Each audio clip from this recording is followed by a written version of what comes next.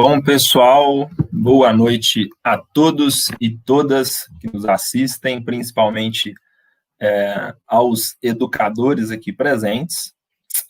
Com muito prazer que a gente vai começar hoje a nossa live, né?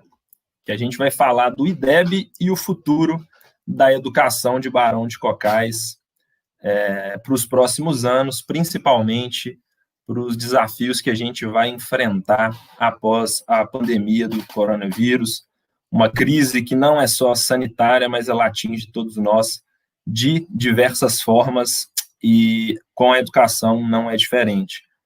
Isso vai ser um debate fundamental a partir do ano que vem, mas ele também já nos afeta hoje, né? Basta observar como toda a dinâmica das escolas já vem sendo alterada, com ensino remoto em algumas situações, e ano que vem a gente ainda não sabe perfeitamente como vai ser.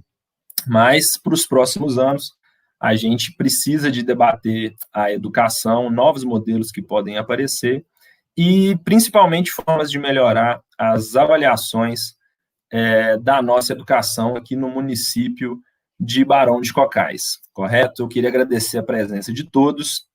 O meu nome é Rafael Augusto Gomes, eu sou conhecido como Cheba, aqui em Barão de Cocais, sou professor, historiador e mestre em História Cultural, também sou ex-secretário de Cultura e Turismo aqui do município de Barão de Cocais. Hoje eu vou receber dois grandes nomes da educação, um grande nome da educação mineira, que é o João Batista dos Mares Guia. O João Batista dos Mares Guia, ele é sociólogo, educador e ex-secretário do Estado de Educação, né? Atualmente ele é secretário de Obras e Serviços Urbanos de Contagem e também colunista do jornal O Estado de Minas. E um grande nome também da educação, só que a educação cocaense, que a gente vai receber aqui, é Rosângela Maria Silva Moraes, conhecida como Ró, né? Todo mundo aqui de Barão de Cocais a conhece como Ró. Ela é professora e tem uma ampla experiência em gestão escolar, né? Já ocupou cargos aqui, tanto de diretora como vice-diretora na rede municipal de ensino de Barão de Cocais. Agora, então, eu vou chamar para a nossa live, né, para dar as boas-vindas o João Batista dos Mares Guia e a Rosângela, né? Queria, na frente, antes de passar a palavra para vocês saudarem os nossos telespectadores, né, ou ouvintes, né, na verdade não está na televisão, antes de vocês saudarem os nossos ouvintes, eu queria novamente agradecer a presença de vocês aqui em frente do nosso público, né, por motivos diferentes, cada um de vocês tem a minha admiração. João Batista, eu não escondo para ninguém, foi o meu candidato a governador na última eleição, foi um grande nome da educação de Minas Gerais. A Rosângela, eu já dei muito trabalho para ela na época de escola, e é um prazer também estar conversando com vocês dois aqui para iluminar um pouco esse debate sobre educação, um debate fundamental para a nossa cidade, não apenas pelos motivos óbvios, né, mas também por questões econômicas. A gente vive numa região que é extremamente dependente da migração, e a gente não vai construir um futuro diverso, um futuro potente, autônomo, sem educação de qualidade. Então, agora, primeiro a palavra com o João e depois a Rosângela aí para saudar os nossos ouvintes. Rosângela, boa noite, é um prazer revê-la e poder compartilhar com você a reflexão sobre assuntos tão importantes como o IDEB, Fundeb, a educação pós-pandemia, como o Rafael sugeriu. Boa noite, Rafael, parabéns pela sua iniciativa, é um prazer atender o seu convite e, de modo muito carinhoso, boa noite a todos os meus bons amigos de Barão de Cocais, de modo especial aos meus colegas educadores, diretores, pedagogos, professores, servidores das escolas municipais, estaduais e as particulares, porque convivi intensamente com professores aí de Barão de Cocais e aí deixei bons amigos. Isso aí, obrigado, João. Rosângela? Boa noite a todos. Quero dizer da honra que eu sinto estar aqui hoje, da alegria também, né? Poder estar dividindo os nossos pensamentos aqui. Quero dizer muito obrigada a você, Rafael, por nos fazer esse convite, por abrir esse espaço para conversarmos sobre esse assunto tão importante que é o IDEB. Essa conversa ela precisa estar mesmo boa de qualquer discussão sobre a qualidade da educação. Quero agradecer também a você, João, né, que já há bastante tempo vem nos agraciar com seu conhecimento, você que está sempre já participou de várias formações conosco. É notório, né, o respeito que nós, educadores de Barão de Cocais, temos com sua pessoa. Também meu agradecimento aos meus colegas educadores, né, os gestores, os pedagogos, pessoal de secretarias, enfim, todos que estão na escola também nos acompanham. Queria também agradecer aos queridos pais que estão aí nos assistindo, os pais das nossas escolas, e os meus alunos também, que eu não posso deixar de mandar um beijão para eles. Boa noite a todos. Tudo bem. Perfeito. Então, eu gostaria também, pessoal, de fazer um breve recadinho, porque a gente está no interior, e o interior hoje aqui em Barão de Cocais está chovendo, né? Então, vocês já sabem como que fica a nossa internet. Se porventura a gente tiver algum pico, né, alguma inconstância no nosso sinal, vocês podem aguardar alguns segundinhos aí que a gente vai voltar, tá bom? Mas isso é uma coisa que realmente a gente não consegue controlar. Além de agradecer todos vocês que estão nos assistindo e agradecer a presença do João e também da Rosângela, eu queria agradecer também a algumas pessoas que viabilizaram esse momento aqui, inclusive que levaram o nosso convite para o João, né? Que é o Izinho Benfica, lá da rede de Belo Horizonte, e o Lucas Costa, também da assessoria do João. Também gostaria de mencionar aqui o Matheus, meu colega de JSB. Essas pessoas foram muito importantes para trazer o João aqui para essa live, para esse bate-papo com a gente. Rafael, o Lucas está aqui comigo me dando apoio técnico e agradeceu a sua gentileza de mencioná-lo. Opa, já que ele está aí, eu não preciso de mandar, né? Um abraço para o Lucas. Foi muito bom, muito boa a parceria com ele, muito fácil a comunicação também, né, pessoal? Então, pessoal, a gente vai fazer praticamente alguns blocos aqui, né? Sempre fazendo um bate-papo. Eu vou fazer uma mediação da nossa conversa, né? Jogando algumas perguntas para o João e também para a Rosângela. O João, ele vai falar um pouco mais dessa parte administrativa dos nossos indicadores, no caso, o IDEB, vai falar um pouquinho também de Fundeb, essa parte mais administrativa da educação. E a Rosângela vai poder trazer para a gente a experiência de quem está aqui na ponta, vivendo a educação, com essa larga experiência que ela também tem aqui na ponta da educação, correto? Então, começando com o João, já trazendo aqui a nossa primeira questão, a gente vai falar de IDEB, né? Eu gostaria muito que você definisse, né, para todo mundo, pode ter alguém que está assistindo a gente que não é da área, o que é o IDEB, né? O Índice da Educação Básica, e como que ele funciona, né? Brevemente falar isso para a gente. Pois não. O IDEB, a sigla, é Índice de Desenvolvimento da Educação Básica. Se é um índice, precisa trabalhar pelo menos com 2 variáveis ou 2 fatores de controle. O êxito do IDEB se deve à sua simplicidade, à sua singeleza. Quais são as 2 variáveis? A menos importante, que tem um peso ponderado bem menor, é o fluxo escolar, a taxa de aprovação, que no Brasil inteiro ela caminha para 0. Eu não quero qualificar se 0% de taxa de aprovação é um ótimo resultado, ou apenas um bom resultado, ou é um resultado mais ou menos questionável, porque, infelizmente, no Brasil ainda se pratica de modo indevido, porém, ainda se pratica muito a aprovação automática. A aprovação automática é uma mistificação, porque ela não trabalha com fatos, ela não trabalha com evidências, ela não trabalha com comparações, não estabelece correlações. É, portanto, uma espécie de magia que mistifica. Portanto, ela tem um peso pouco significativo, mas tem um peso no cálculo do IDEB, não é determinante. O determinante diz respeito ao aprendizado do aluno, que é chamado também de desempenho acadêmico do aluno, que é avaliado pela aplicação bianual da chamada Prova Brasil, nas disciplinas língua portuguesa e matemática. E discute-se se deve, em algum momento, introduzir também uma terceira verificação, que seria uma prova de ciências da natureza, mas não há uma decisão quanto a isso.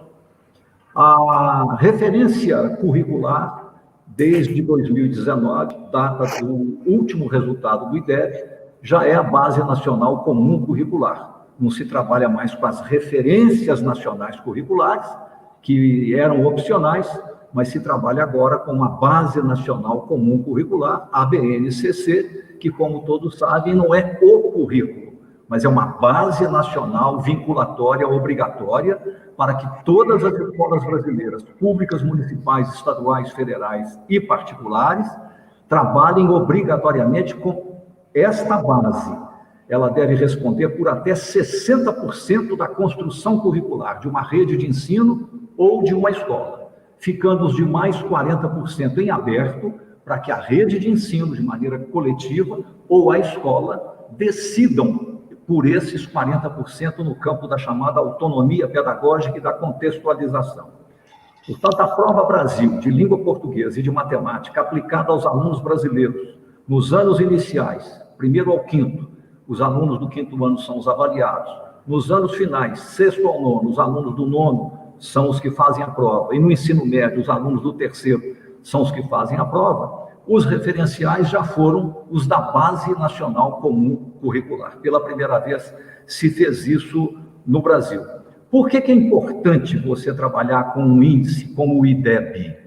Porque, como todos os alunos, independentemente do contexto, de norte a sul, de leste a oeste, cidade capital, cidade do interior, cidade grande, cidade pequena, cidade rica, cidade pobre, área urbana, área rural, todos os alunos, sem exceção, fazem a mesma prova de língua portuguesa e de matemática, a mesma no seguinte sentido: você pode ter uma variação de questões, mas o que se busca verificar quanto à qualidade do aprendizado do aluno está dentro da mesma dosimetria, tem um equilíbrio, por assim dizer, tem uma equilibração, para usar o termo de Piaget, quanto aos tipos de competências e de habilidades que são solicitadas aos alunos nos diferentes formatos das provas que são aplicadas. A Base Nacional Comum Curricular é o pano de fundo. Isso permite a comparabilidade. Você verificar, dentro de uma mesma escola, numa mesma turma, que alunos aprenderam mais, que alunos aprenderam menos, e formular hipóteses, tentar entender isso. Entre turmas, entre escolas, entre redes de ensino e entre estados e entre regiões. O propósito não é o de fazer um ranking, não é isso. Quem é campeão e quem é perdedor. Não há campeões e perdedores.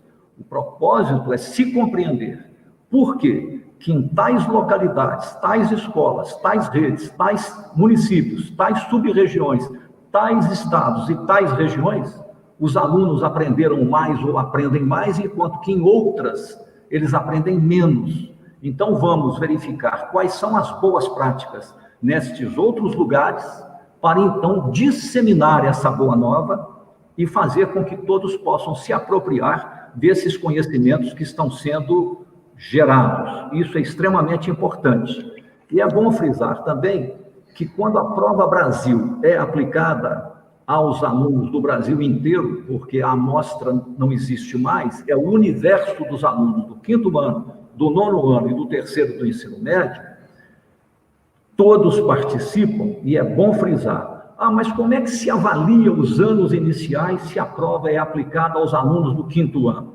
Não estariam avaliando somente os alunos do 5º ano? Por que os resultados valem para os anos iniciais? Por que se avalia, aplica-se a prova aos alunos do 9º ano e se fala que são os resultados dos anos finais, do 6º ao 9º? E o mesmo raciocínio para o ensino médio. É pela maneira como é feita a dosimetria, como são distribuídos os desafios na forma de questões integradas, multidisciplinares, que integram algumas competências e algumas habilidades. Não são todas as questões ou itens da prova, de 30 itens ou questões, que se reportam, por assim dizer, aos assuntos curriculares do 5º ano. Você tem assuntos do 4º, do 3º, do 2º e até do 1º.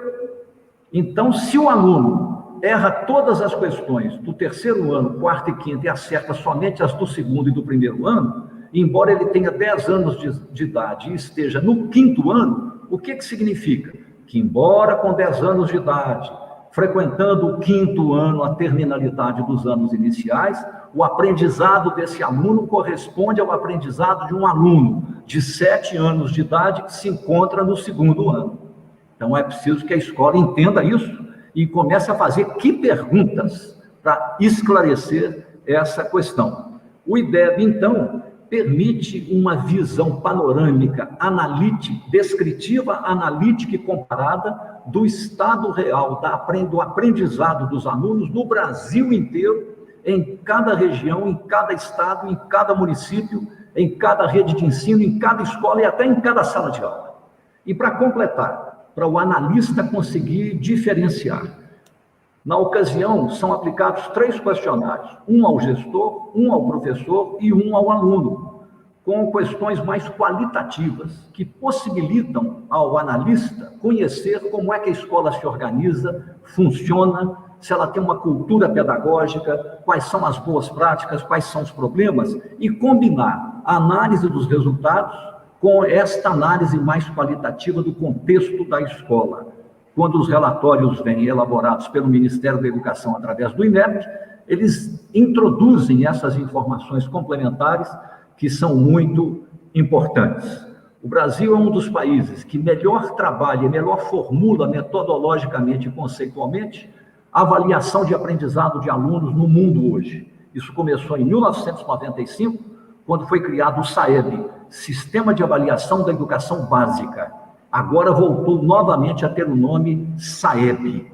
E é muito importante, já que eu falei em BNCC, para encerrar essa parte, lembrar aos meus colegas professores que o ciclo de alfabetização, que era de 3 anos, quando se acreditava, por indução do Ministério da Educação, desde 2007, que a idade certa para alfabetizar é até os 8 anos de idade, que foi o erro colossal que a educação brasileira cometeu, isso agora acabou. O ciclo de alfabetização agora tem 2 anos, porque o que se espera é que o aluno aprenda a ler e a escrever, já no 1º ano, aos 6 anos de idade, a leitura fluente e a escrita alfabética.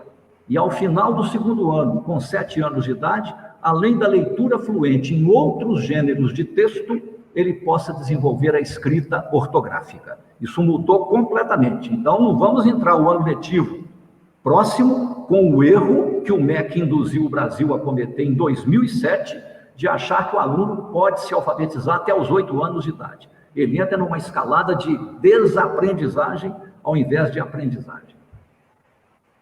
Perfeito. Você tocou num ponto muito importante, e que é a continuidade de políticas públicas, ainda mais na área de educação, né? E o que financia toda a nossa estrutura, apesar de que não é exatamente o tema da nossa discussão hoje, mas eu gostaria que você desse uma palavrinha sobre isso também, o que financia o grosso da educação no Brasil é o Fundeb. Recentemente a gente teve a aprovação do novo Fundeb, né? Ele vem do antigo Fundef, né? E eu queria que você falasse brevemente disso também, quais que são os ganhos desse novo Fundeb, o que a gente pode esperar para os próximos anos também. E uma coisa que eu acho muito importante, recentemente eu assisti a uma entrevista sua, onde você falava que a gente não pode incorrer no erro de transformar o novo Fundeb, que tem realmente um ganho de investimento, apenas na valorização salarial dos professores, que é sim muito importante. Mas a gente tem que pensar dentro do Fundeb também planos de carreira e tudo mais que a educação e o espaço escolar envolvem, né? Uma breve palavrinha disso também, que eu acho que vale a menção. Bom, eu diria, dentre outros fatores, que nós temos uma trindade fundamental que suporta a política pública de educação no país hoje na área da educação básica, da educação infantil ao ensino médio. Uma é o SAEB, Sistema Nacional de Avaliação da Educação Básica, que inclui o IDEB. além das outras avaliações que são feitas a alunos do segundo ano e assim por diante. A outra é, obviamente, a política nacional de financiamento da educação básica. E o terceiro pilar é a Base Nacional Comum Curricular. Bem, o caso do Fundeb. O predecessor foi o Fundeb, criado em 1996, quando era ministro Paulo Renato de Souza, no governo Fernando Henrique Cardoso, no primeiro governo do presidente FHC. O Fundef foi um gigante, porque o propósito dele era foco no ensino fundamental, para universalizar o ensino fundamental, chamar a atenção da educação brasileira para a importância crucial do aluno ingressar, se manter, aprender e concluir o ensino fundamental. Com efeito, nós tínhamos uma taxa inferior a 95% de presença dos alunos, na época, 7 a 14 anos, no ensino fundamental. Já em 98, isso chegou a 98,4%, que foi um destaque mundial. Então, aquilo foi muito importante. Como é que o Fundef, Fundo Nacional de Desenvolvimento da Educação, Valorização do Professor, na área do ensino fundamental? Não se falava em educação infantil, não se falava em ensino médio, porque tudo era problemático, a infantil pela quase ausência, o médio pela quase ausência de oferta e baixíssimos resultados, mas o fundamental é o que, naquele momento, era o objetivo estratégico. A escolha foi correta. Havia escassez de recursos, saíamos de uma enorme crise econômica, instabilidade internacional e não havia disponibilidade para alocar. Então foi criado o Fundef. Como? O Fundef é um fundo contábil que agrupa dos recursos que estão transferidos pelo governo federal, dos impostos, aos estados e aos municípios, o equivalente a mais ou menos a metade do orçamento da educação de um município e de um estado. Mais ou menos a metade. De cada R$10, o Fundef segura R$5 dos 25% do estado, dos 25% do município. E isso é redistribuído a cada município, rede municipal, e a cada estado, rede estadual, segundo o número de alunos matriculados. Isso já fez com que cada rede de ensino tivesse maior interesse em universalizar a oferta e a matrícula, evitando a evasão, o abandono, ou então o aluno que não aparecia como aluno nem se matriculava. Então saímos todos no Brasil afora em busca dos alunos. Secretária de Educação, secretário de Educação, funcionários, diretores, pedagogos, professores, visitando de casa em casa, com a ajuda do Ministério Público, trazendo os alunos para a escola. Isso foi uma coisa, assim, revolucionária naquele momento e alcançou plenamente os seus objetivos. Na ocasião, identificou-se que o Brasil, sendo muito desigual, você tinha uma espécie, assim, de média, custo médio aluno nacional. O que é isso? Você pega os 25% da educação de cada rede estadual, de cada rede municipal, você soma tudo isso e divide pelo número total de alunos. No caso do ensino fundamental, faz a proporção, número de alunos do ensino fundamental. Dá uma média nacional. Estados e municípios que ficassem abaixo da média, pelo mecanismo do Fundef, e que vai se manter no Fundeb, o governo federal, através do Ministério da Educação, do orçamento do Ministério da Educação, faria complementação, é a chamada política de equidade ou de equilibração, tá? Para, por assim dizer, dar uma condição de igualdade. Ocorre que, na prática, como não havia muito recurso disponível, limitou-se esse benefício somente aos estados do Norte e do Nordeste. Com isso, o Ministério da Educação, o governo federal, colocou de dinheiro novo na educação básica para completar o Fundef somente R$1 bilhão, que na época era um bom dinheiro. Qual é a mudança para o Fundeb? Quando chegamos em 2007, aos 10 anos do Fundef, que ele deveria passar por uma revisão, a escolha feita, que foi muito criativa, foi o Fundeb, Fundo Nacional de Valorização da Educação Básica, incluindo a educação infantil, para estimular a matrícula, buscando a universalização, o fundamental e o médio. Os alunos do fundamental teriam um peso, os do médio um outro peso, um pouco menor, os da educação infantil um outro peso, um pouco maior, para fazer a redistribuição dos recursos. Na ocasião, como a economia ia bem, as contas internacionais iam bem, a crise internacional tinha sido dissipada, o Brasil exportava muito, as contas externas estavam com folga. O que aconteceu? O Ministério da Educação passou de 1 bilhão para 10 bilhões de reais de acréscimo de recursos ao Fundeb. Isso fez com que o investimento médio por aluno no Brasil fosse a casa de R$ 3.656,85 a preço de hoje, o que ainda é baixo, mas comparado com o que era antes, melhorou. E levando em conta que o Brasil, até antes da Constituição de 1988, aplicava somente 3% do produto interno bruto em educação pública e privada, da educação infantil ao pós-doutorado, só 3%. Com a Constituição de 1988, de lá para cá, isso subiu para 6%, patamar dos países desenvolvidos. Só que o nosso PIB, comparado com os dos países mais desenvolvidos, ainda é menor, e muitos desses países, exceto os Estados Unidos, têm população bem menor do que a nossa. Por isso é que a média era essa. Aí vem o novo Fundeb. O Fundeb de 2007 manteve as características do Fundef, expandiu para a educação infantil, expandiu para o ensino médio e injetou 10 bilhões de reais. E manteve aquela mesma modalidade, Nordeste e Norte, sem exceção. Só que havia um número alto de mais ou menos 2.000 municípios nos estados do Centro-Oeste, mesmo do Sul, e sobretudo do Sudeste, como em Minas, Vale do Jequitinhonha, Vale do São Mateus, Vale do Mucuri, o Vale do Rio Doce, municípios mais pobres, que estavam na mesma situação dos municípios pobres nordestinos, mas que não recebiam esse recurso. A mudança agora, o que ela introduz? Ao invés de 10 bilhões, até 2026, o Ministério da Educação, graças à Câmara dos Deputados e ao presidente da Câmara, Rodrigo Maia, que o presidente Bolsonaro e o governo e o Ministério da Educação não queriam saber disso não. Queriam adiar a reforma do Fundeb, mas não falavam em hipótese alguma disso que agora eu vou narrar aqui. O acréscimo até 2026, gradualmente, ano a ano, deixa de ser de 10 bilhões e passa a ser de 36,5 bilhões de reais. 36,5 bilhões de reais. Não, perdão, desculpe. Exatamente.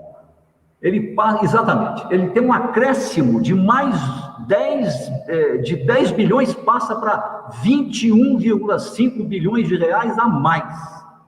É o que vai ser acrescentado. Deixa eu corrigir para ver se eu não estou errando esse dado aqui. Deixa eu confirmar. Vão entrar os 10 bilhões aplicados, continuam distribuídos como se encontravam, desde 2007. Agora, com a reforma do Fundeb feita recentemente, vão ser colocados, até 2026, mais 21,5 bilhões de reais. Mais 21,5 bilhões de reais. Esses 21,5 bilhões de reais vão ter a seguinte distribuição.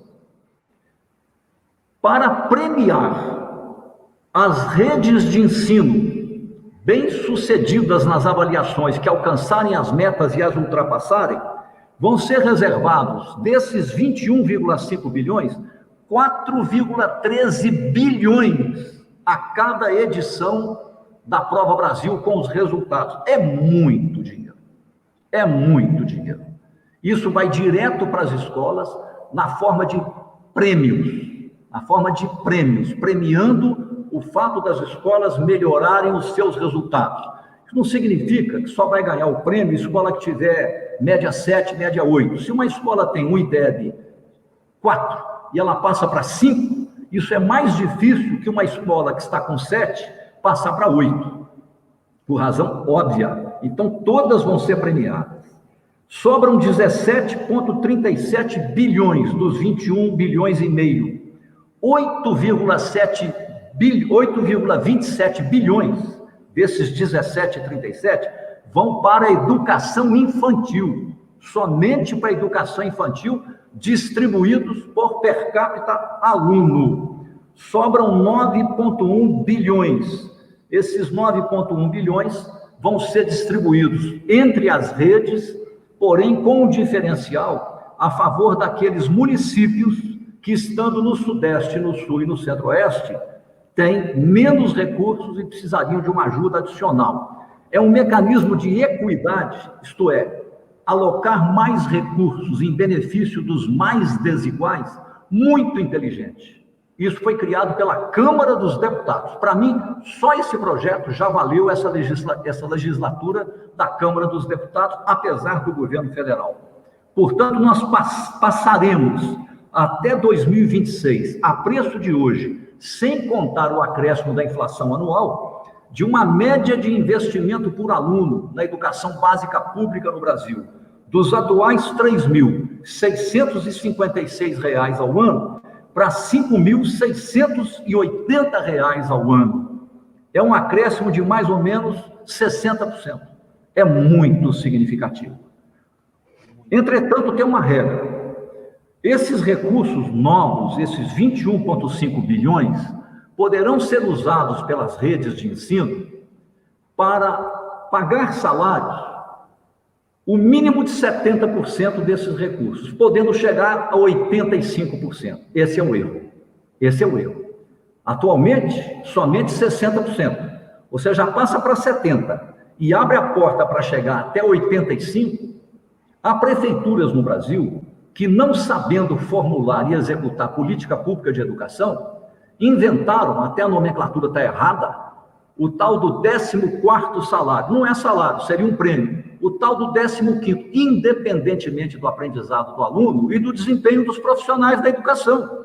Então, o dinheiro é entregue por gravidade, graciosamente, sem ter uma política pública educacional de maximizar o ganho do investimento de maneira correta. Por exemplo, criar um programa de mestrado para professores, criar um plano de carreira para valorizar o desempenho do professor e coisas dessa natureza. Esse é o risco. O que eu recomendo? Os 70%, tudo bem. 15% vão para investimento e custeio, mas pelo menos uns 10% tem que ficar para um programa de mestrado para professor, para formação continuada na escola, chamando profissionais para dar curso aos professores na escola, que os professores são remunerados e têm 1/3 da jornada remunerada, que não é letiva, é para estudar, para fazer planejamento semanal de aula, para aperfeiçoar seus conhecimentos e as metodologias pedagógicas e assim por diante. É contrato, isso tem que ser cumprido. Então, tem que ter recurso para investir nisso. É o cuidado que os gestores públicos terão que ter. Agora, quanto aos critérios de como é que vai ser distribuído aquele dinheiro da premiação, o que se considera uma rede de ensino que melhorou o desempenho? Isso vai ser feito pela legislação complementar, cujo debate já começou na Câmara dos Deputados. Sim.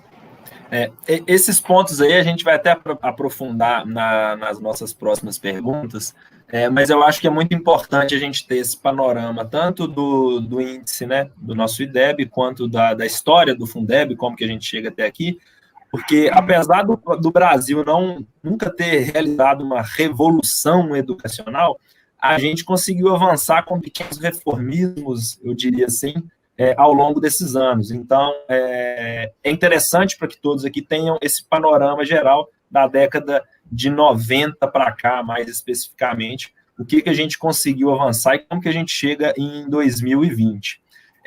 Agora, depois do João ter falado de toda essa trajetória e de todas essas mudanças, Rosângela, eu queria perguntar para quem tem a experiência de estar lá na ponta e que pode narrar para a gente um pouquinho dessas mudanças mesmo na sala de aula ou na administração das escolas, que você passou por lá também, né? E eu ia te perguntar o seguinte, o que é que você, como educadora e gestora escolar, né, você viu de diferenças a partir da implantação dessas políticas, né, ao longo do tempo? E como que eu acho que o mais interessante é isso, a gente pensar também como que essas discussões, elas aparecem no ambiente escolar. É comum ver os professores e diretores daqui de Barão de Cocais, no caso, discutindo o nosso modelo escolar, ou essa é uma discussão que fica mais para a área da gestão mesmo? Porque eu vejo que, essencialmente, os exemplos que a gente tem de bons resultados no IDEB são aqueles que envolvem toda a classe, né? Recentemente, aqui em Barão de Cocais, a gente teve a atualização do currículo, que foi realizada junto com os professores também, e eu acho que isso é muito positivo. Então, para resumir a questão, né, o que você, como educador e gestor, ao longo da sua experiência, você viu, né, de evolução ao longo desse tempo, quais foram essas diferenças, e como que essas discussões que o João expôs aqui, como que isso tudo aterriza no ambiente escolar aqui de Barão de Cocais?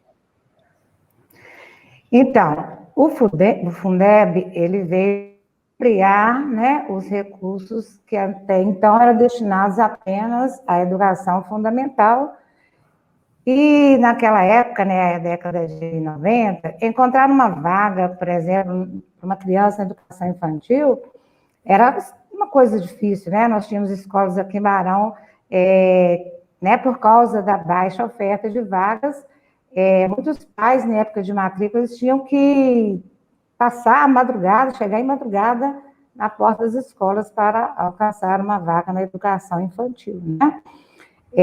Tínhamos escolas, inclusive, que aplicavam testes para aceitar uma criança de 4, 5 anos na escola.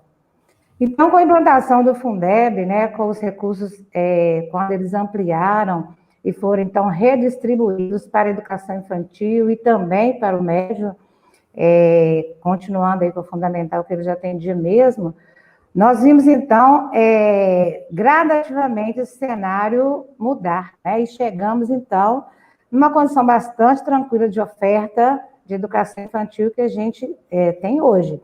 Então, com o olhar de gestora, acredito eu que o Fundeb ele conseguiu o seu objetivo maior na oferta de vagas, na ampliação dessa oferta, enfim, na universalização da educação, né? Mas, por outro lado, né, no ambiente escolar, quando essa universalização, ancorada aí pelo Fundeb, ela chegou na escola, aí aconteceu que ela tomou uma outra roupagem. Por quê? Nós reconhecemos, né, a visão das pessoas, nós reconhecemos a necessidade dessa universalização, a importância dela, sabemos que ela é justa, que ela é necessária para amenizar as desigualdades sociais, mas, contraditoriamente isso, as crianças chegaram na escola e as escolas não estavam com uma estrutura, né, adequada para recebê-las. Então, assim, nós demos um gigantesco passo, indiscutivelmente, com essa ampliação aí de vagas de educação infantil, mas é importantíssimo, por outro lado, de cuidar dessa lacuna que ficou aí, né?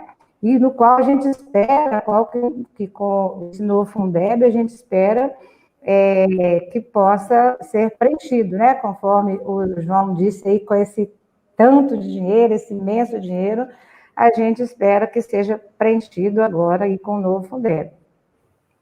Quanto a como que essas discussões, elas se formam na escola, elas chegam na escola, assim, elas acontecem sim na escola, tanto que a vitória aí da PEC 15/2015 se deu também por causa das discussões de pessoas, nas manifestações. Essas manifestações, elas sensibilizaram a sociedade civil, que também ajudou muito, e, obviamente, buscou aí, né, o apoio dos parlamentares, né?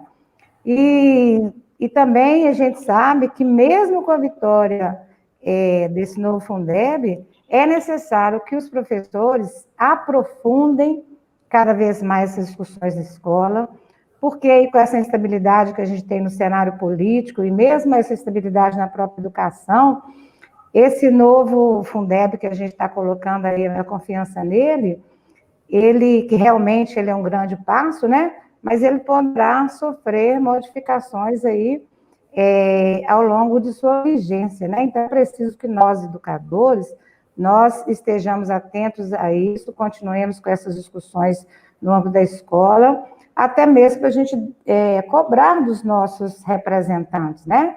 Porque, na verdade, nós sabemos que esses recursos, eles chegam onde? Eles chegam na mão dos gestores, né? Como já foi dito aí.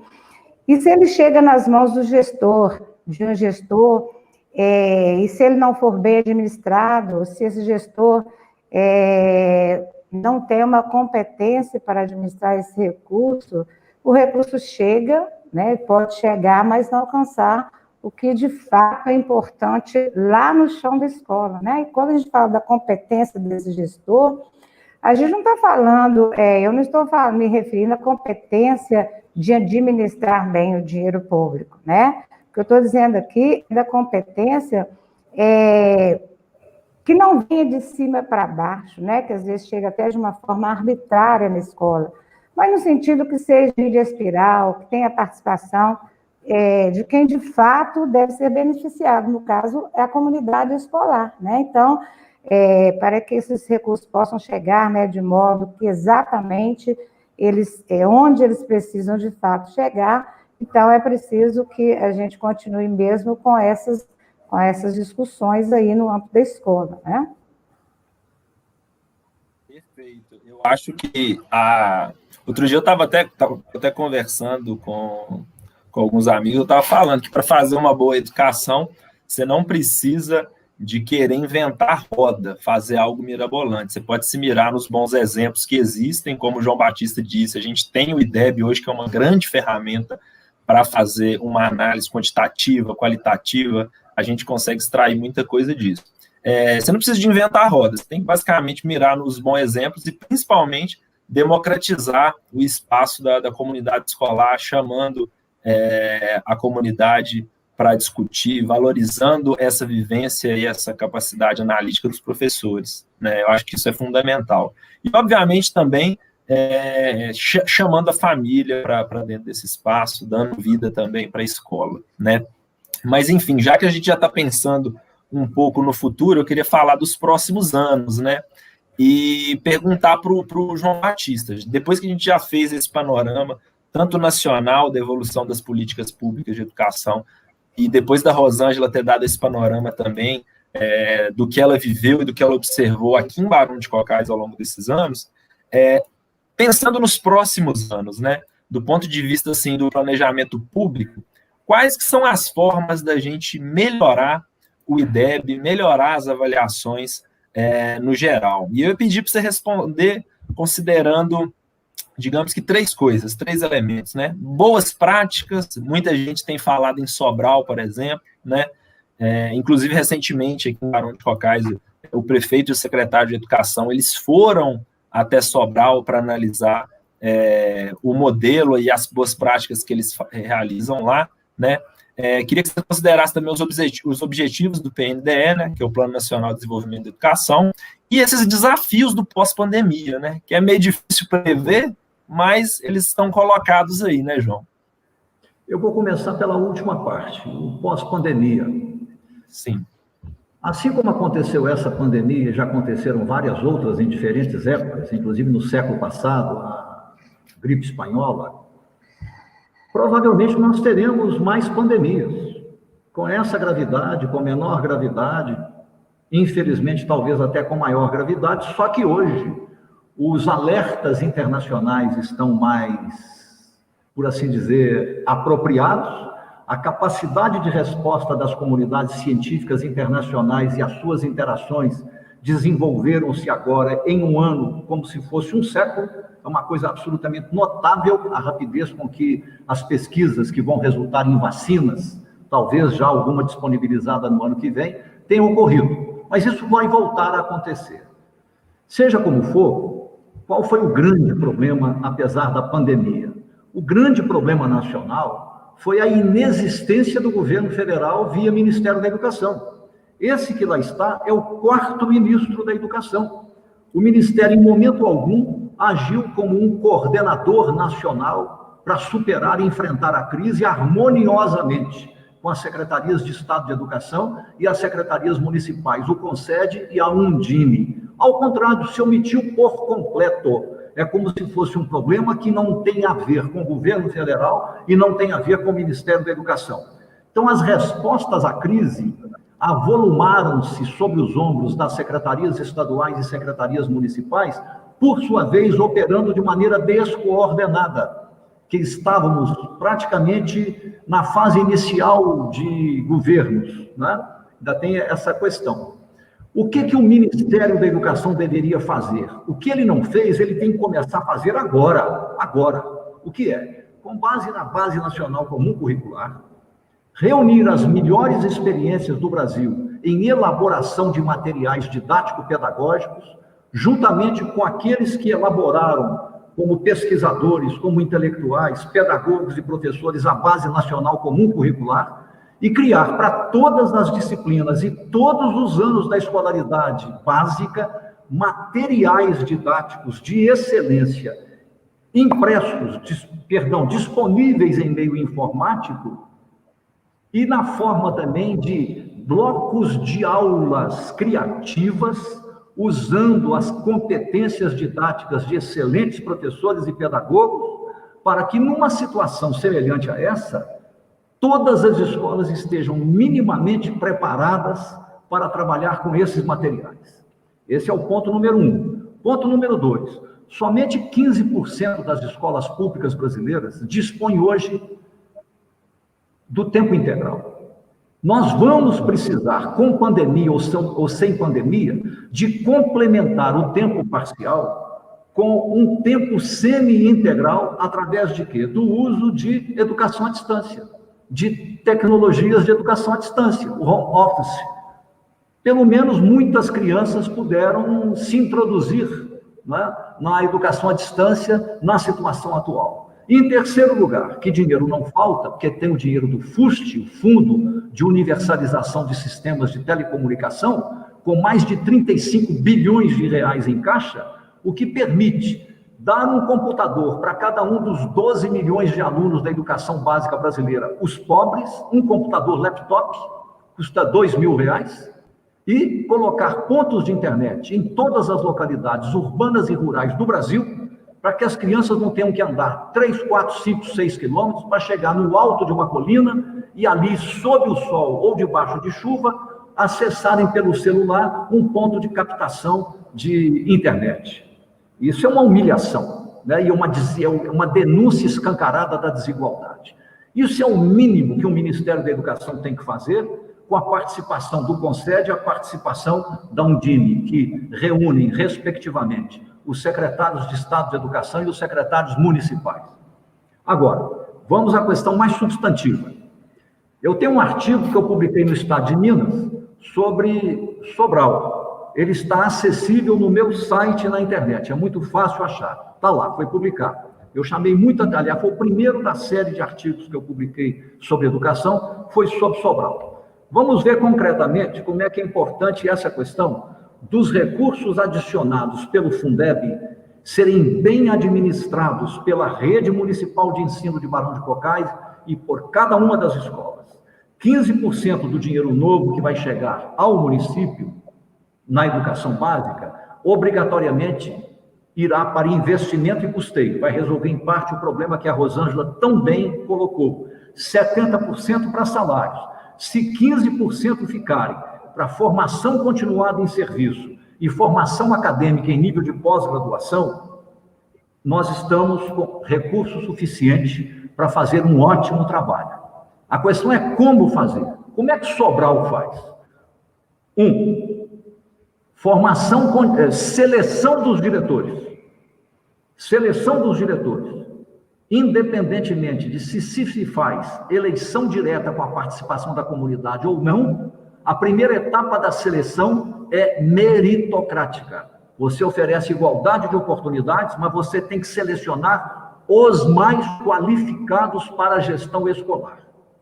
Selecionados através de procedimentos meritocráticos, uma prova, uma entrevista por banca examinadora, eu defendo que se passe a uma segunda etapa da eleição. Então, só iria à eleição quem tirasse o mínimo de nota 7 numa escala de 0 a 10. Os que ficarem abaixo disso estão fora.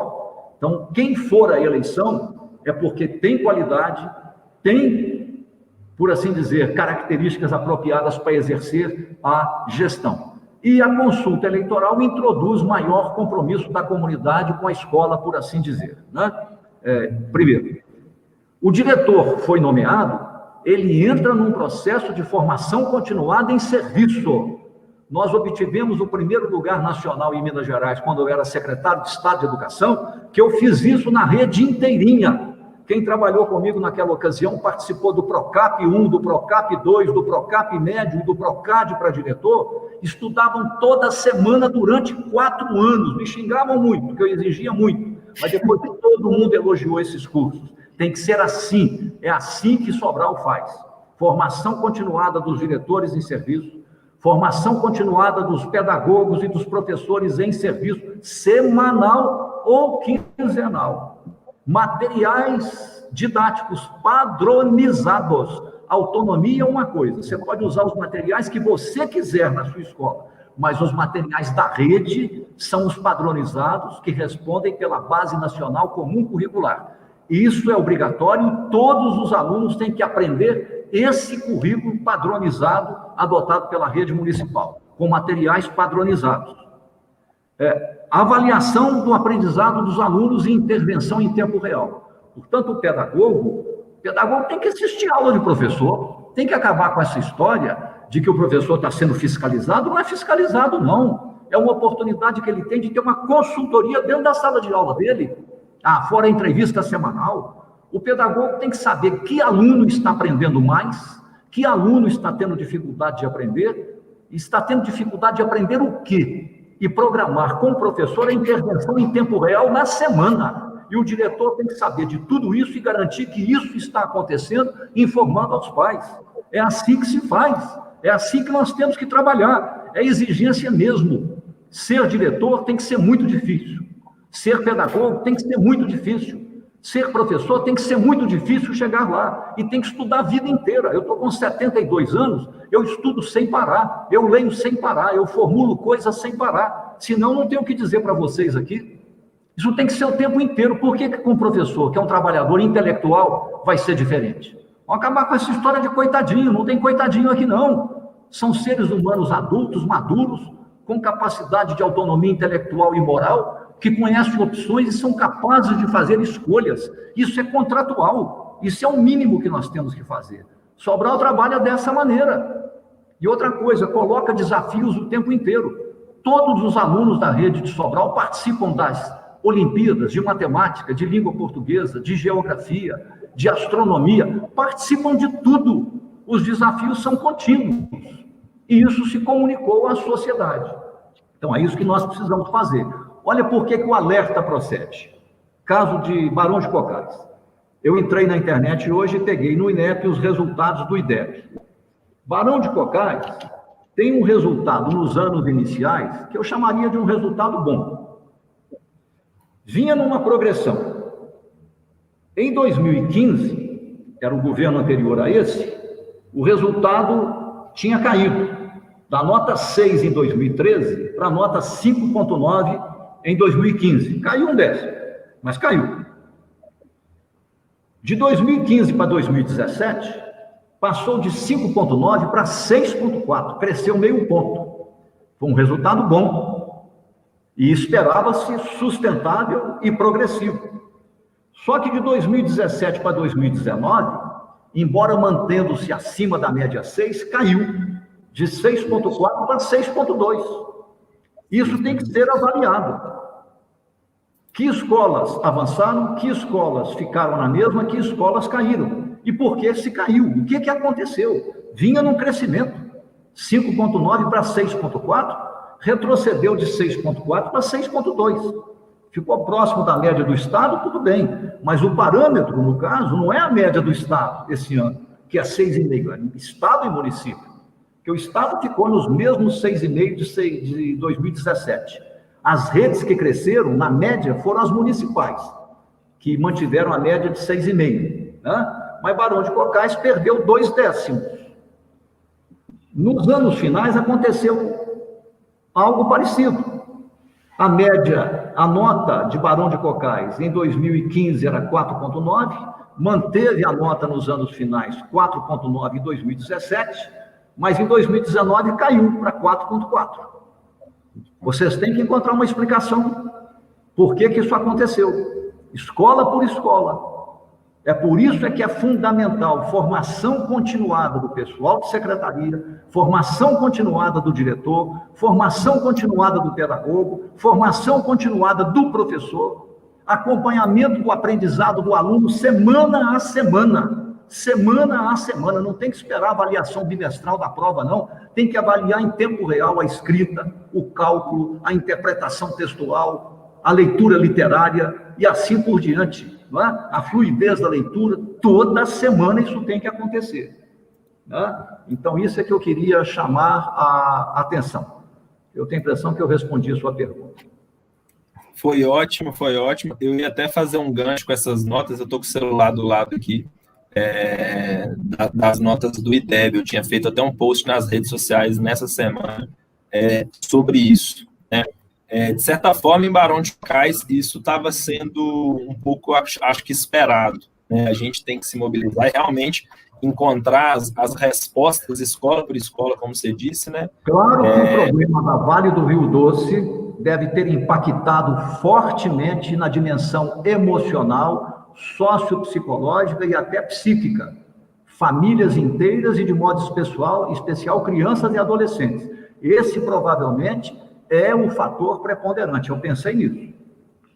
Exato, exato. Eu ia citar, além desse, né, a gente teve uma queda de arrecadação em 2017 gigantesca, que dificultou muito um trabalho de estruturação e valorização, de estruturação das escolas, da educação como toda, e valorização dos professores, né? E em 2018 a gente teve um confisco do Estado também, que foi um pouquinho pesado, mas eu acho que o decisivo, no ano do IDEB, no ano da prova, esse fator psicológico, ele realmente pesa muito, porque a instabilidade da barragem já é uma pressão gigantesca. Aqui em Barão de Cocais, só um dado rápido, né? A gente teve um aumento de 50% no consumo de antidepressivos apenas na rede pública de saúde. Isso é muito considerável, né? E, enfim, realmente não é fácil enfrentar os desafios da educação num ambiente como esse. Muitas escolas treinando evacuação de alunos. Se você me permite, Rafael, eu acho até que valeria a pena a Secretaria Municipal de Educação de Barão de Cocais, independentemente do evento eleitoral, tomar a iniciativa e convidar, por exemplo, para um encontro, num sábado, com uma agenda de 2 pontos, avaliar os resultados do IDEB à vista dos problemas que a Vale do Rio Doce criou. Chamar Santa Bárbara, chamar Itabira, chamar Ouro Preto, chamar Mariana, chamar Nova Lima. Eu não vi os dados do IDEB desses municípios. Provavelmente o mesmo problema aconteceu lá. Para vocês trocarem ideias e até mesmo um ajudar o outro. Seria interessante, porque é uma situação muito singular, muito específica, assim. Perfeito. E assim a gente teria um parâmetro, alguma coisa bem palpável para ferir e para interpretar isso. Perfeito. Ótimo. Agora, mas, enfim, agora vou... E ao secretário de Educação por terem ido a Sobral. Eu recomendo isso no Brasil inteiro. E quase ninguém vai.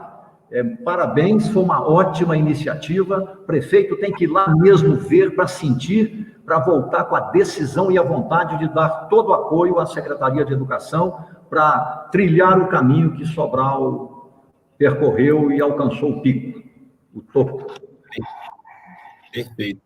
E eu acho que isso é muito importante, realmente, a gente mirar nos bons exemplos. Vou tentar, inclusive, pegar esse artigo seu no Estado de Minas para disponibilizar para os nossos contatos aqui depois do término da nossa live.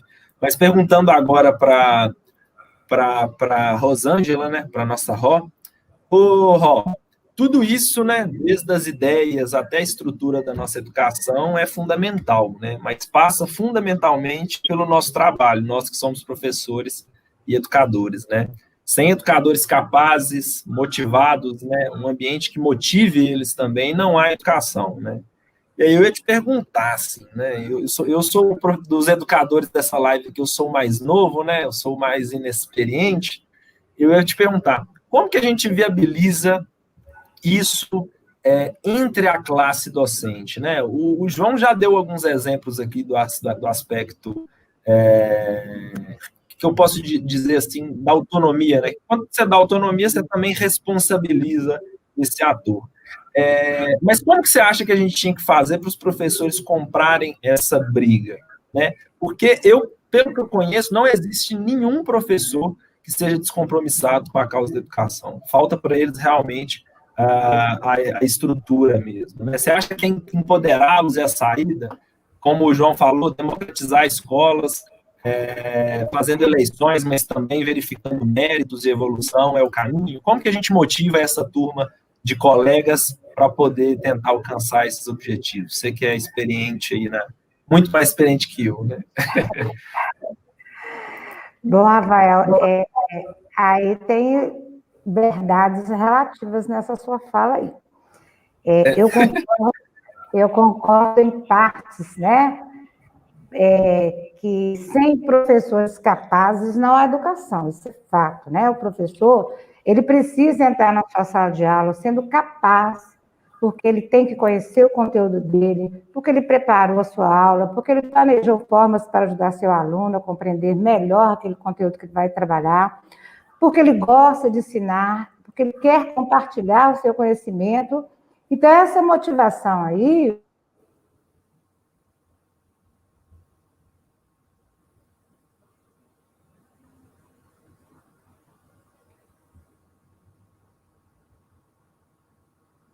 Congelou a imagem e a fala da Rosângela. Ele falou que podia dar uma queda na internet lá. Porque está chovendo. A nossa está bem. Conferir aqui. A nossa está ok. Do medidor aqui. Deixa eu ver como é que é a transmissão aqui. Ele preveniu que isso poderia acontecer.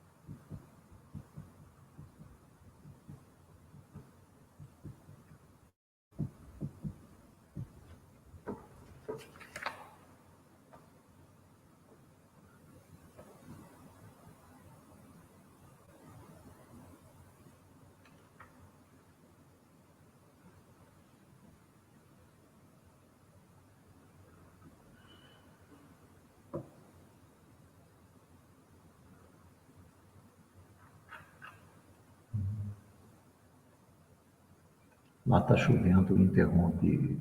A internet lá não é forte. Ele pediu para sair da sala e voltar de novo. Nós saímos?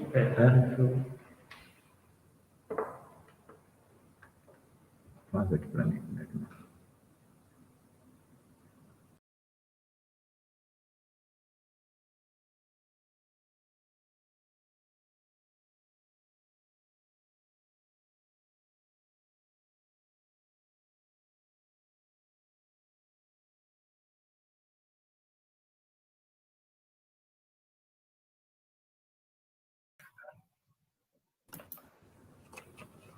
Oi, João. Oi. Voltamos aqui. Tivemos uma pequena queda. Já era esperado, tá, pessoal? Desculpa. Você havia prevenido. Isso, a gente tinha falado no início que poderia ter uma inconstância dessa aqui, mas já voltamos. Queria passar de novo a pergunta para a Rosângela. Desculpa, Ró. Então, Rafael, a gente já entendeu esse recado aí, que essa motivação nossa, ela tem que existir mesmo. Quem não entendeu isso já nem precisa de entrar na sala de aula, né? Mas essa motivação por si só, ela não se faz suficiente. Ela precisa de ser completada, né, com fatores externos. Então, aí está o nosso grande problema, né? porque esses fatores, eles não dependem automaticamente do professor, não é algo tão simples assim, né? Então, aí, o que a gente precisa de fazer, né? Eu vou elencar aqui alguns passos que, na verdade, alguns já até foram ditos aí pelo João, né? Que a gente tem mesmo que buscar experiências que estão dando certo. Então, o que a gente pode fazer diante dessa situação aí para completar a nossa motivação, né? Então, a gente tem alguns passos, né, a curto e médio prazo, poder dar aí na nossa caminhada, né? Primeiramente, a gente tem que compreender o trabalho em equipe, do meu ponto de vista, né? Eu acho que quando a escola ela tem uma equipe solidificada, onde todos entendem que a escola é um corpo só, né? Com certeza ela vai conseguir enxergar melhor o que ela precisa, o coletivo, ela vai conseguir traçar as suas metas e trabalhar no coletivo para alcançá-las, né? Eu acho que isso é um passo importante na educação de Barão de Cocais. Outro passo, inclusive, já foi dito aí, nós não conseguimos caminhar na gestão democrática, né? Competente e eficaz para isso. Então, até um recadinho para os nossos futuros gestores, né, os nossos futuros governantes, quem está aí, né, pretendendo aí entrar aí no legislativo, é preciso que a gente tenha um projeto de eleição de diretor, Rafael, né, e que isso esteja contemplado aí em seus programas de governo. Não dá mais para nós termos gestores a partir de indicação, é preciso de um processo, como ele já disse aí, um processo seguindo esses critérios, uma avaliação forte, uma avaliação que vai diretamente na veia lá de quem vai ser o gestor. Precisa também do processo democrático, né, através das urnas mesmo, onde a comunidade ela possa, então, ajudar a fazer essa escolha. Né? Então, é importantíssimo esse processo aí para a eleição do diretor. Já passou da hora de acontecer esse Barão de Cocais. Outro ponto que também já foi dito aí pelo João, né, que eu também acredito, que nós, professores, né, especificamente professores de Barão de Cocais, nós somos inteligentes, nós somos competentes suficientemente para nós construir os nossos materiais pedagógicos baseados na BNCC. Por quê? Porque aí nós podemos contemplar a nossa realidade, o contexto do aluno, né? E nessas aulas remotas que a gente está vivendo aí, que a gente está trabalhando, nós conseguimos provar isso, essa nossa competência nessas aulas remotas, quando nós criamos aí cadernos complementares, fizemos vídeos, fazemos áudios, nós conseguimos fazer um monte de material complementar. Isso é o empoderamento que você citou. Eu acredito no empoderamento dessa forma. Você entrar para a sala de aula com material que você criou, que você sabe que vai de encontro às necessidades do seu aluno, que é do contexto dele, eu acho que faz toda a diferença, né? E aí, outro passo importante também, vou reafirmar o que o João já disse, a questão da formação continuada, mas é uma formação continuada que ela precisa ter foco, né? A gente já ganhou muito em ter o direito de ter uma formação continuada que até antes do Fundeb a gente não tinha, né? Mas não podemos mais sair de uma formação sem ter, claro que nós temos que levar lá para o chão da nossa sala de aula, né? Que seja semanal ou que seja mensal, porque com todo respeito aos meus colegas supervisores, lógico que tem alguns até me assistindo, com todo respeito a eles, mas a eles são atribuídos um monte de outras funções na escola. Aí eu percebo muitas vezes que o supervisor, ele está ali na escola o tempo todo, trabalhando o tempo todo, mas ele não tem tempo, por exemplo, de ir lá na sala de aula, acompanhar o trabalho do professor, ajudá-lo a ver ou a diagnosticar um problema de aprendizagem do aluno, a sugerir uma metodologia que possa melhorar aquele problema, até mesmo para assistir uma atividade, talvez, né, que você esteja fazendo de novidade. Então, aí quando ele chega nessa formação conosco, a gente sai de lá com as mãos cheias de papel e com o nosso conhecimento, o nosso entendimento vazio, né? Então, a formação continuada ela não chega no professor, ela existe, né? Obviamente, mas ela não chega como ela deveria chegar, que seria com foco, que seja no currículo, que seja metodologias, mas ela tem que focar em determinados problemas, buracos que estão na educação de Barão, né?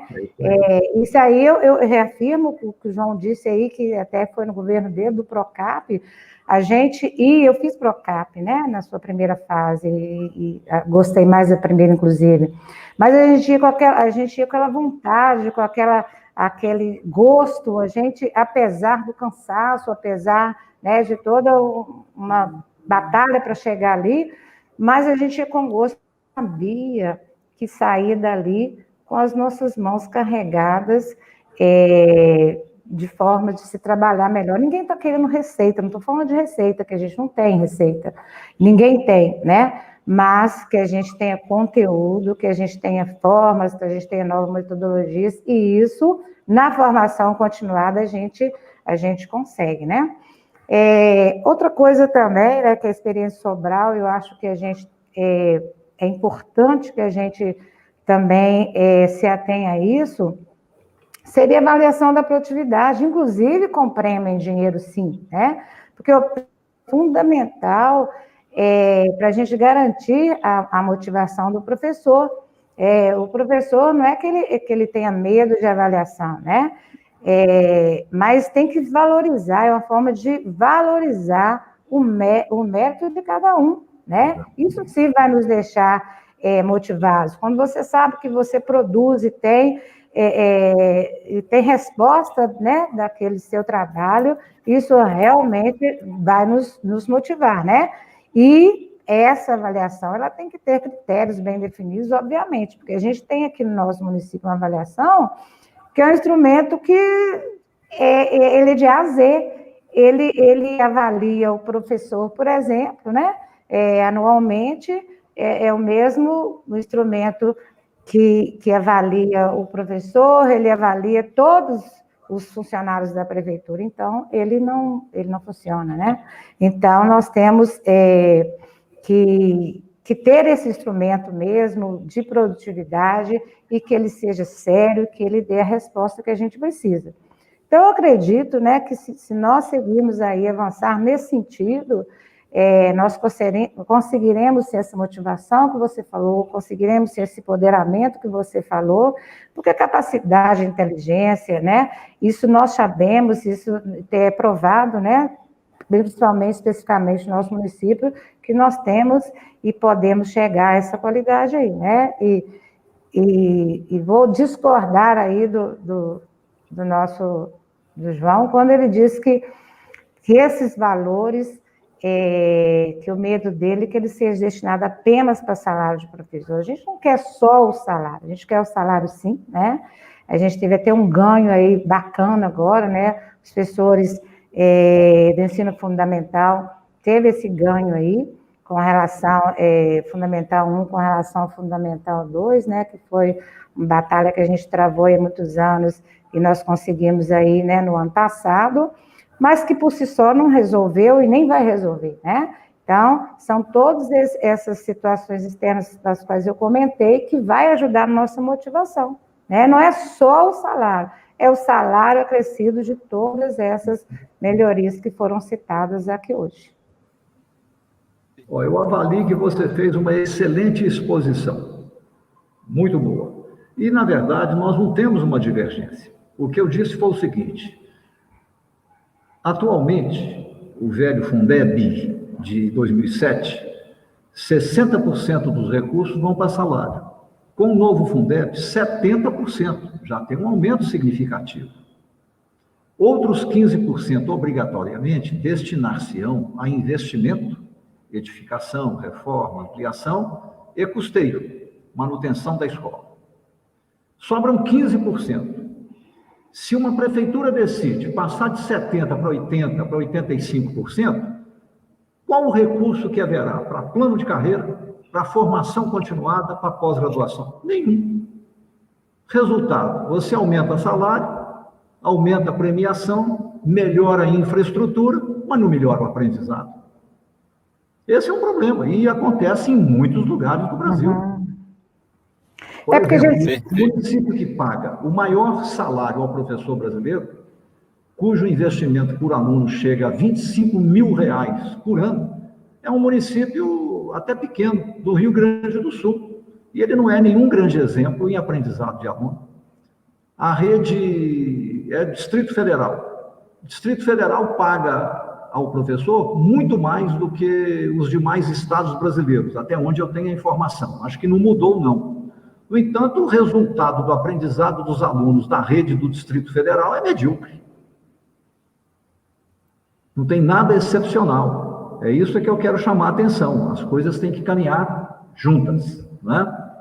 Mas eu quero aproveitar a informação que você deu na sua excelente exposição e cumprimentar a rede por esse trabalho que você descreveu aí de produção de materiais para os alunos no período da pandemia. Que bom.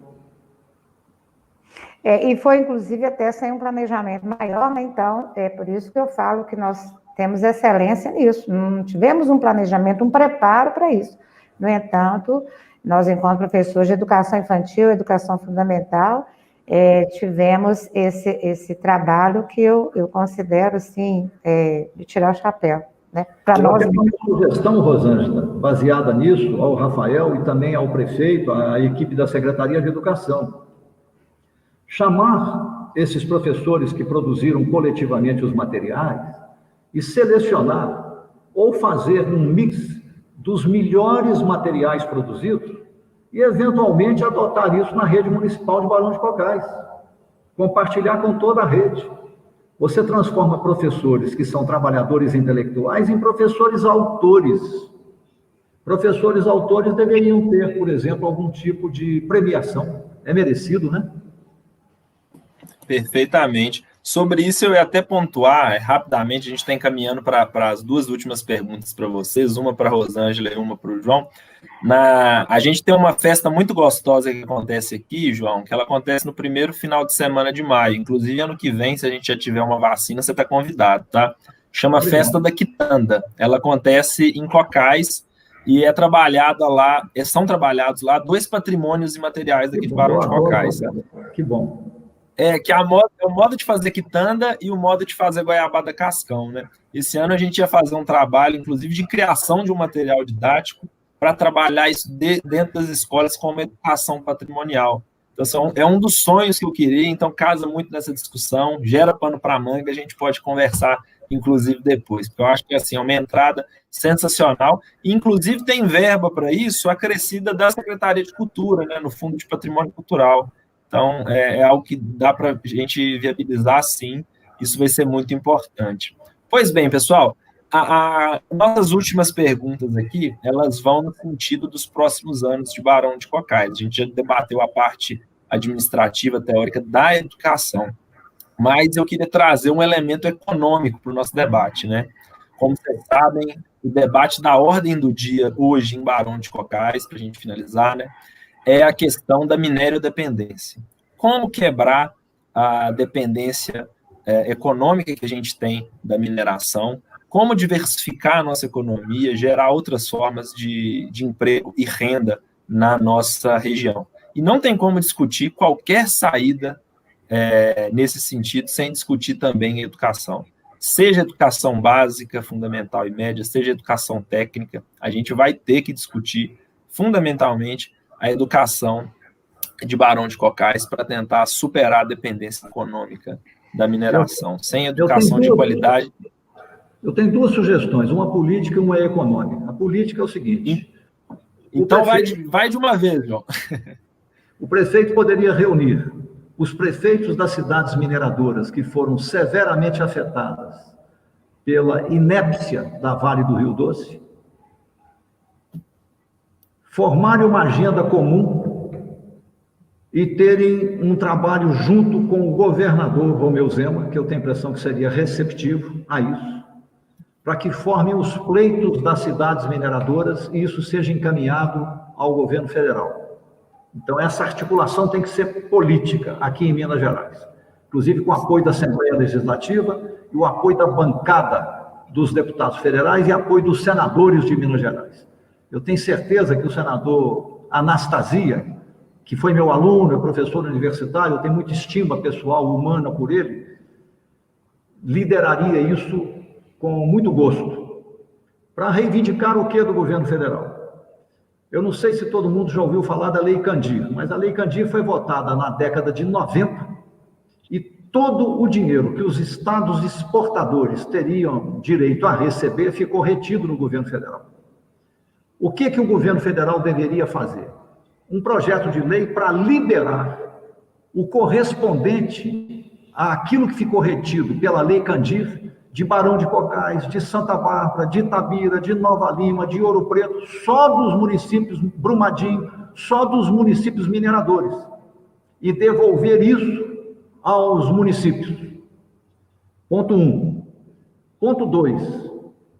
Para ser aplicado em algum projeto de diversificação das atividades econômicas, que a Vale do Rio Doce deveria ser instada a contribuir com esses municípios, como fez lá em Itabira, onde tem uma universidade federal vinculada a Itajubá, na área das engenharias, e diversificar atividades, facilitando os municípios se prepararem para um período pós-mineração, que vai acontecer.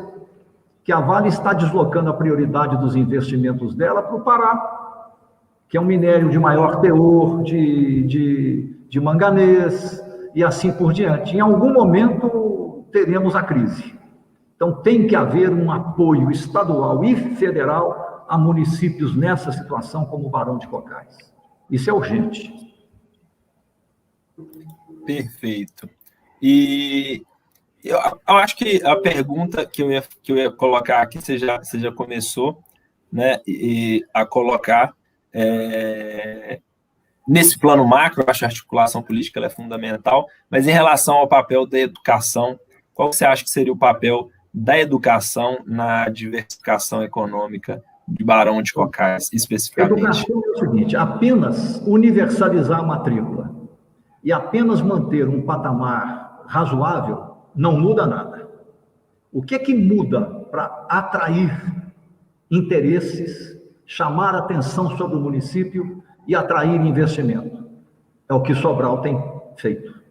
Então, por que Barão de Cocais, que tem tantas pessoas inteligentes, qualificadas, não pode ter a ousadia, com a vontade férrea, de se transformar em 10 anos, a contar de agora, que o longo prazo é uma ficção, a não ser que ele seja entendido como uma sucessão de curtos prazos. Então, o longo prazo, traduzido em sucessão de curtos prazos, começa agora. Por que Barão não se prepara para ser a Sobral de Minas Gerais? Isso faz a diferença. Para a Rosângela, né? Aqui vai um depoimento pessoal também, né? Quando eu era aluno, eu passei pelas suas mãos, né? Quando você estava vice-diretora ali da Nossa Senhora do Rosário. Dei um pouquinho de trabalho naquela época, mas eu acho que depois passou, né?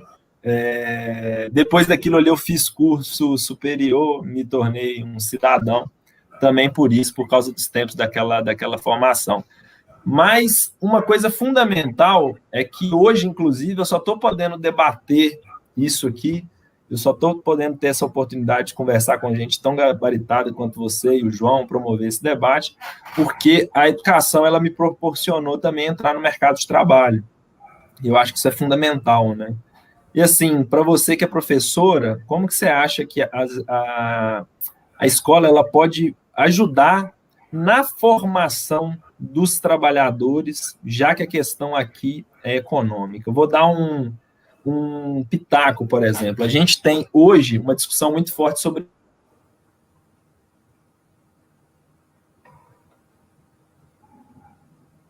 Só congelou a dele agora.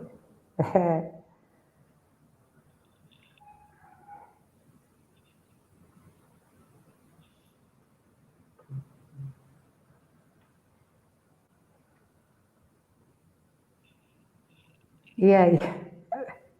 Rosângela, se a pergunta ficou quase concluída e você pôde captar o sentido dela, responda.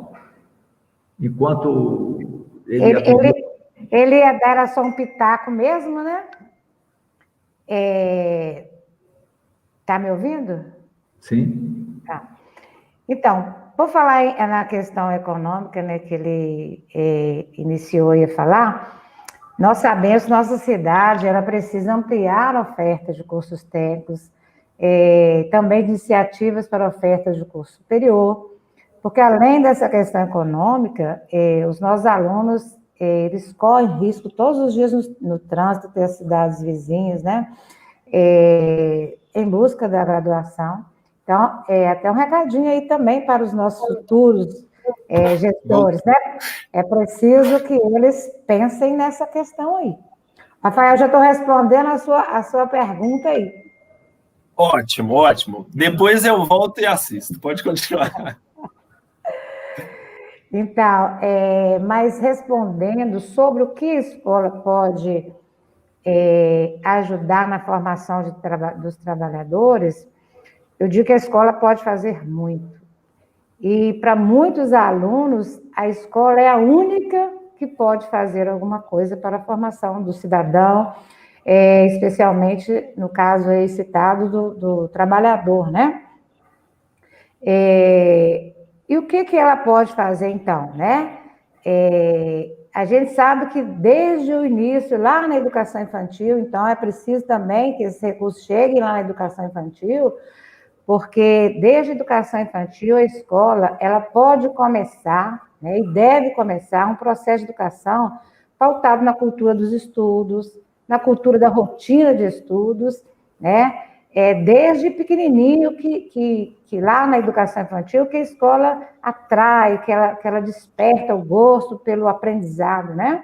Então, é no contexto da escola que a criança começa a despertar, por exemplo, seu senso crítico, né? Os meninos pequenininhos, meus alunos são de 4 anos, eu faço questão de ensiná-los a criticar, a reivindicar, né? A minha diretora Micheline, se ela estiver me ouvindo, ela sabe disso. Eu levo minha turma toda, a coisa não está boa lá na minha sala, não, eu levo minha turma toda e vou lá na sala dela para conversar sobre isso.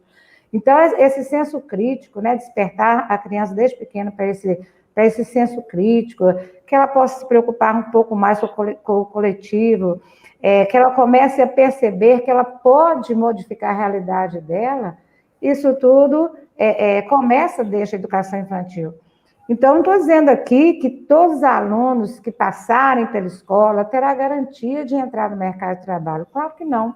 Mas eu afirmo veementemente, eu acredito nisso, que todos os alunos que desenvolveram na escola, que a escola proporcionar a eles uma cultura de estudos, que a escola poder oportunizar a ele a desenvolver as habilidades do seu senso crítico, essa pessoa, com certeza, ela futuramente ela terá uma probabilidade muito maior de inserção no mercado de trabalho. Mas é claro que isso é um desafio para nós, professores, né, Rafael?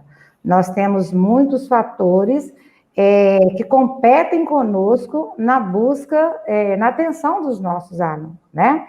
E é justamente por isso que os nossos gestores, né, eles têm que ter esse cuidado com a educação, né?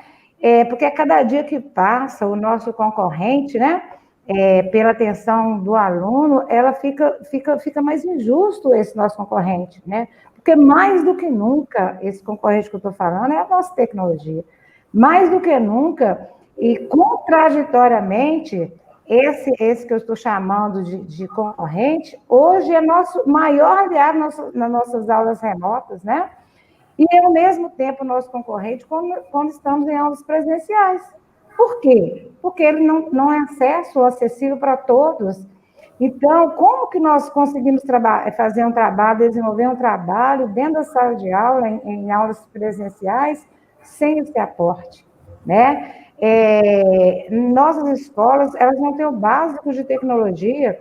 Por exemplo, não tem computadores, né, para trabalho, nenhum tipo de trabalho com os alunos.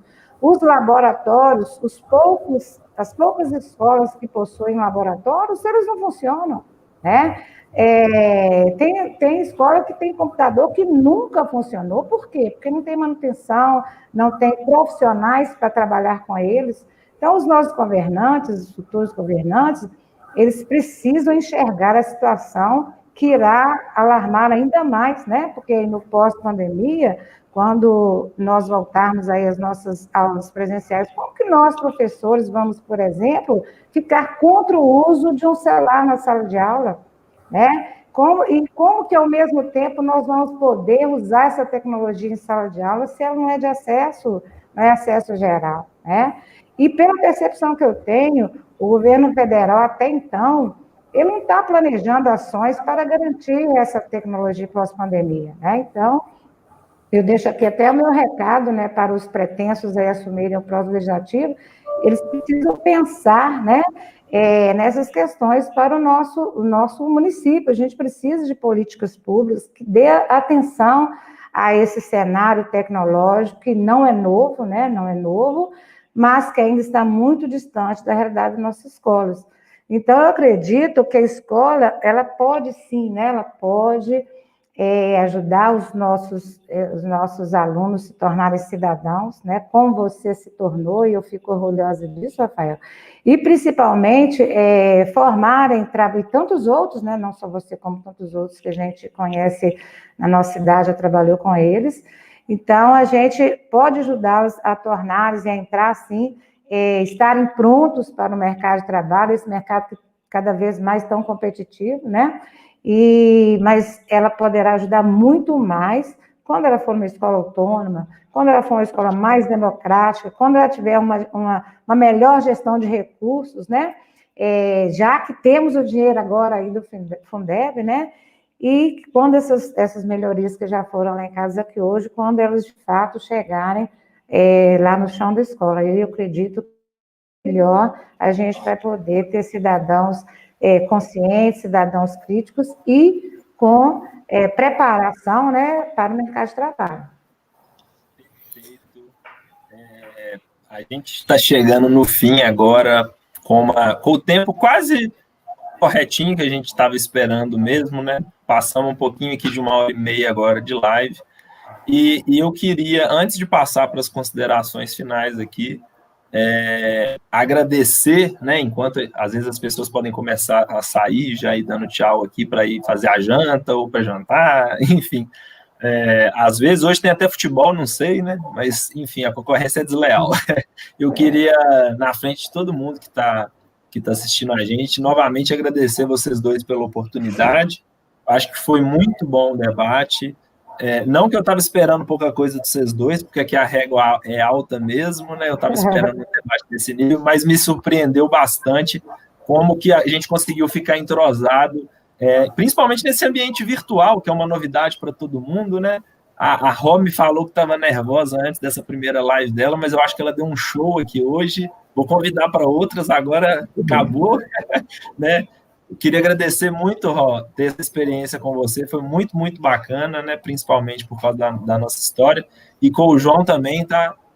Agradecer a disponibilidade dele. Eu sei que é uma coisa que ele gosta de fazer, eu sei que ele adora falar para professores, para colegas de profissão, mas eu também sei que a agenda dele não é simples, não é tranquila. Então, eu queria agradecer muito ele ter tirado esse tempinho aqui. E eu queria passar para as considerações finais aí, primeiro o João, depois a Rosângela, em relação a essa live nossa aqui. Apenas uma vez mais agradecer a você e cumprimentá-lo por essa iniciativa. Agradecer muitíssimo a Rosângela, as contribuições, as exposições excelentes que ela fez aqui. E cumprimentar uma vez mais o prefeito e a equipe da Secretaria de Educação por essa decisão de irem visitar Sobral. Todos deveriam fazer. Não é que é a Meca, mas deu certo. Só para que você tenha uma ideia, em 2017, eu não sei ainda o dado de 2019, que é o último do IDEB, o IDEB de Sobral, que é o melhor do Brasil, era de 9,2 nos anos iniciais. 9,2.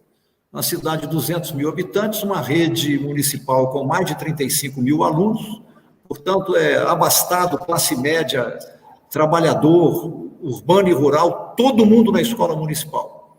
É a cidade brasileira campeã em medalhas de Olimpíadas, e a coisa muito interessante, a partir do exemplo de Sobral, fez uma mancha de óleo construtiva, isso disseminou, já envolvendo mais ou menos uma centena de municípios do Nordeste.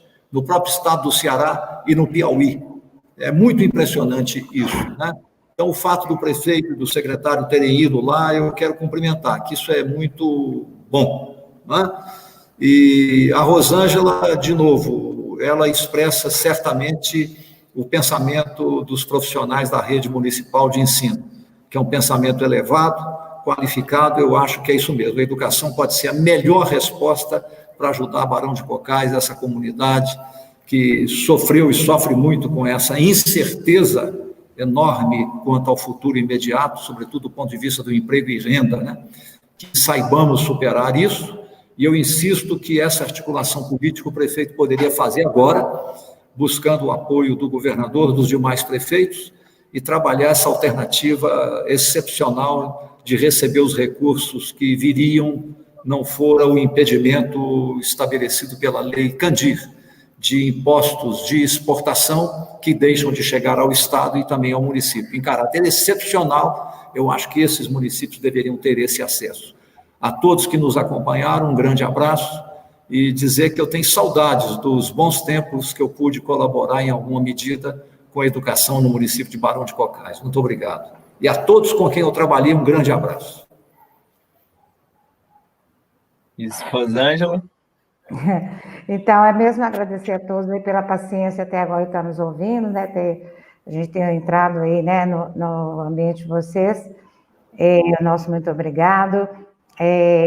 Eu queria dizer, Avael, que no próximo ano, se Deus quiser tudo caminhar bem, eu estou saindo, me aposentando, né, da educação, mas eu sou entusiasta e sonhadora. Então, eu espero, eu acredito que a gente vai chegar não tão rápido, talvez não no ponto de Sobral, mas a educação de Barão, ela vai alçar voos aí, a gente vai poder conversar mais na frente sobre isso, mas eu acredito nisso, acredito muito, agradeço muito a você pela oportunidade, a todos que estão nos ouvindo, e mandar um beijão aí para meus alunos, que amo de paixão, estou morrendo de saudade deles. Muito obrigada pela oportunidade. Mas é isso, então, novamente agradecer vocês dois, né, e todos que nos assistiram aqui, todos que interagiram com a gente no chat, o nosso muito obrigado. A live vai ficar salva no YouTube pelo mesmo link, vocês podem encaminhar para toda a comunidade que quiser e precisar de assistir depois. A gente vai ter muita coisa para discutir a partir daqui. Eu acho que esse debate iluminou muitas questões e a gente sai com o objetivo, digamos que cumprido, eu acho que sim, porque a gente sai daqui pensando.